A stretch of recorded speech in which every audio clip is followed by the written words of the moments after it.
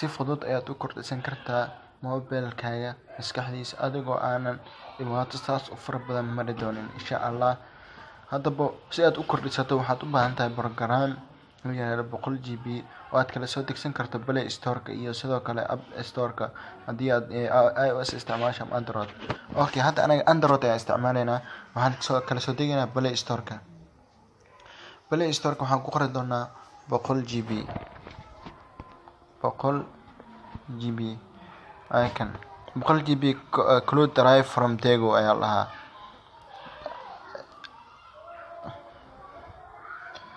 marka aad san isticmaasho haddaan rabo midkan midka way farabadan ku qaar fara badan ayaa jir laakiin anaga midkan ayaan isticmaali doonaa insha Allah. Install ayaan dhahaynaa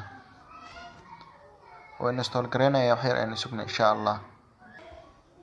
Okay, hadda waa inoo soo degay barnaamijkii 100GB wal xitaa 100GB Tego ayaa lahaa icon waa inoo soo install gareysmay. marka si aad u kordhisid waxa ku dhufanay programka aad ku dhufanaysaa.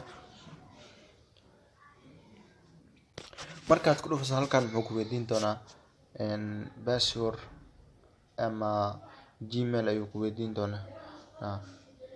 Okay, halkan waxaad gelin doontaa Gmail-kaaga.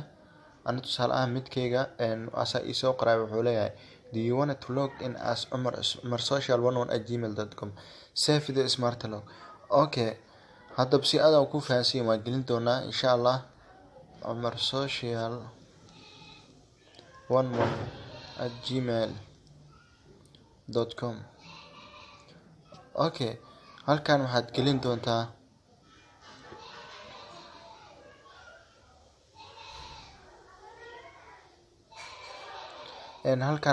doontaa password-ka. Okay, aniga waxaan dhahaa midkii hore ay socona password email-ka password halkan gashan doontaa. Ana mid continue ayaan sii dhahayaa midkii hore uu sii socday si uu sii socdo. Creating security login ayuu dhahayaa.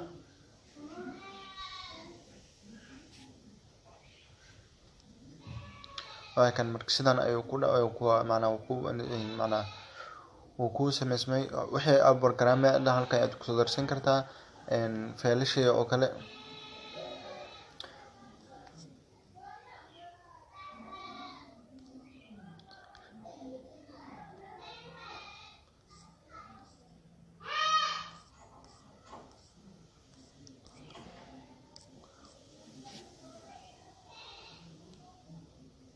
my files markaano waxyaabo intay ugu jiraan.